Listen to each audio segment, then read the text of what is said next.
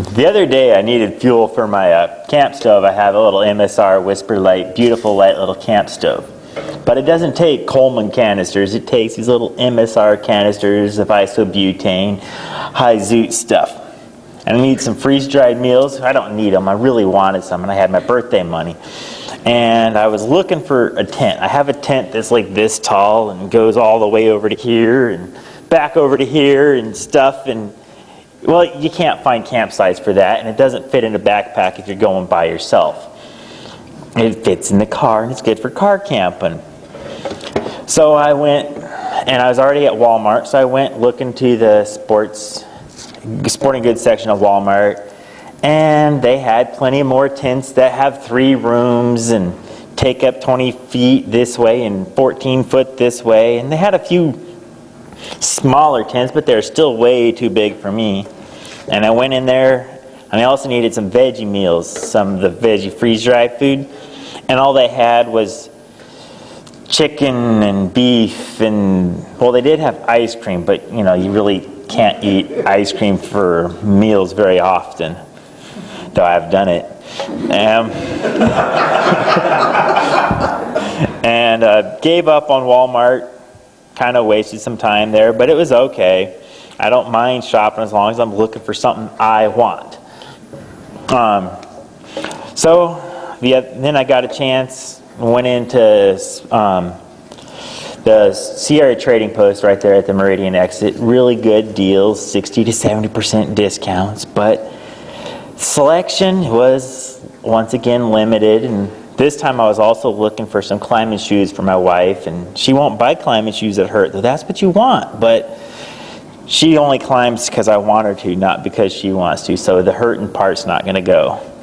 So they had shoes too small and no selection and no freeze-dried meals at all. And they didn't have any fuel canisters, and so I just got to look at kayaks and other stuff, but still wasted a trip. And then I went into Sports Authority, and I was pretty excited there. They did have my fuel canisters, and they had a tent I bought. It's a $30 tent. It's about this tall and 6 1/4 feet long, and just barely real compact, just what I wanted. But once again, all they had was chicken and beef, and this with beef, and this with chicken, and nothing veggie. There's lots of veggie meals for backpackers, just not at Sports Authority. And then I realized I should have gone to REI. REI costs a little bit more, but if it's camping, climbing, hiking, biking, they'll have it, and they'll pretty much have what you want. It will cost more, but they have it. They've got backpacks, they've got tents galore, they've got climbing shoes, they got shorts, they got quick drying shirts if that's what you want. If you need new boots, you got new boots there. And instead I had gone to 3 stores, enjoyed my time a little bit, but it took 3 stores to get a portion of what I wanted. If I'd gone to REI, I would have been able to go to a wonderful store full of delicious items. Got to wander through the whole thing, because once you drive all the way out to REI from Nampa, you're planning on taking time. You're not rushed because you put the time in there.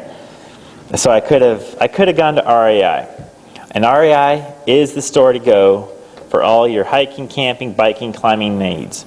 REI is the candy store for the adventure files. And I made that word up.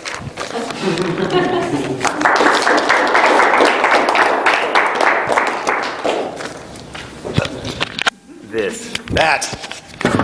All right. What'd you like? Love the story, bringing this in, kind of just sharing his own experience is what I like. Okay. The story was the speech. The story was the speech. Yeah. Okay. Was he inductive or deductive? He was very inductive. You didn't know what the conclusion was, what the point was, until you pretty much got to it, which was pretty close to the end. He wrapped it all up. Okay, what else? What else did you like? I know to go to REI if I need a small tent and some vegetarian dried food. I'm going to Cabela's though. They're expensive. REI's expensive too. The prices are even. Okay, back to the talk. He not only told us why REI was a great place, but he gave reasons why the other places were not. I thought he was pretty clear on that. Yeah. He did a nice build of what happened in each one, and then how REI was the answer to each one of those problems.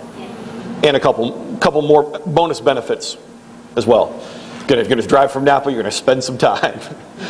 Okay? Did he draw you in his introduction? As a female, could have built the story a little bit of bringing this into the frame of mind a little bit. Okay. I think that's my two critiques for you are real simple. The story was great. Your structure was very strong in building these problems and then your answer. The two critiques that I have is what was just said. The story arc that we talked about, we didn't quite build the crisis. An easy way to have done that, and this is, let's just put out, what could he have done differently that would have drawn everybody in? Rather than me giving the answer, let's do this as a learning moment. Yes?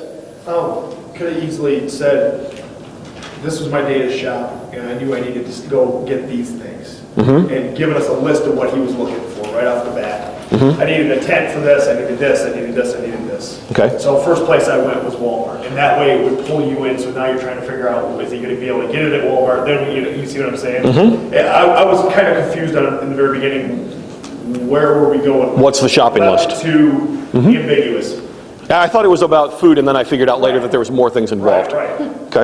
Okay. What else? Because that was kind of the initial conflict was, I want to eat some of this food because it's just having a craving for camping food, which totally makes sense. Yeah. Okay. I thought maybe just building a relationship with camping, maybe the history or saying that as me. I need to be prepared, so if I have a chance, I can go. His love or whatever his experience with camping, some kind of personal connection to camping. Okay. Any other ideas? How he could have turned the camera angle, so to speak? Reason why he was going to buy a lot of stuff. Okay. I got all of that. Well, no, but it's like more forward out. Like, it's like, I love camping, and like, I just asked Ken. It's like, well, he's like, I want to be ready, so that way when the camping time came Even around. my favorite time of shopping every year is after I have Chris' birthday money. Because he mentioned that he had birthday, when I have birthday money. That draws people in because everybody can relate to that. Yes, when I have birthday money, and now I'm gonna, so these are the things that I was thinking I could get. And then the only other thing that I saw that was, he went off point a little bit when he went off on the description of why his wife can't go, that lost me. It jumped out and then jumped back. Okay. Well, that was, I lived it. Okay. That's what happened. Look, let me come back to you in just a second. What Paul just said, though, of spending the birthday money as the theme, as the introductory theme that builds your conflict, that's something that I'm watching Angie go, yeah, I got that. I can understand that. And then what you can do is in that whole drama arc of conflict, you can work against that. I can't even spend my birthday money. Right, that starts to become a theme at Walmart. Whoever thought you couldn't spend your birthday money at Walmart? Otherwise, it'll disappear. Right. See, you can totally build that, and then that becomes the one-stop REI does it all. Right. And everybody, whether they care about REI or not, are going, I got that. Right. I like that idea. Michelle.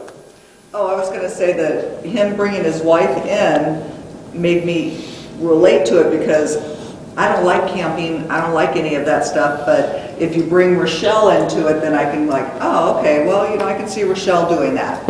Otherwise, I really don't care. Right. and I think that's a great point. I think that the challenge was if he would have gone with a stronger theme that would have captured you, then that would have merely accentuated that was noise. For you, that was, there's something dangling here that I can grab on and go on the ride with because I can identify with the wife. And I've even done stuff with Kenny that I really didn't want to because it made him happy. If his initial capture would have been stronger, that wouldn't have been as necessary for you. But it did serve that. It did catch some people on the way. Got you on the way.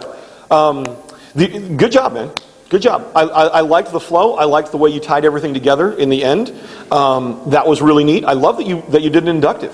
I love that you took that challenge because it's harder, and you did a good job with it. You're going to relax as you get more comfortable up here. You pulled this sucker up here like a wall. You were up here ready to do battle. This is me and my music stand, and don't you get closer.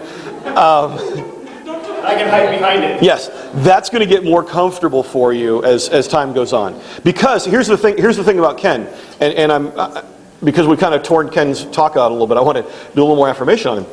Ken's personality is very engaging. You want to listen to him.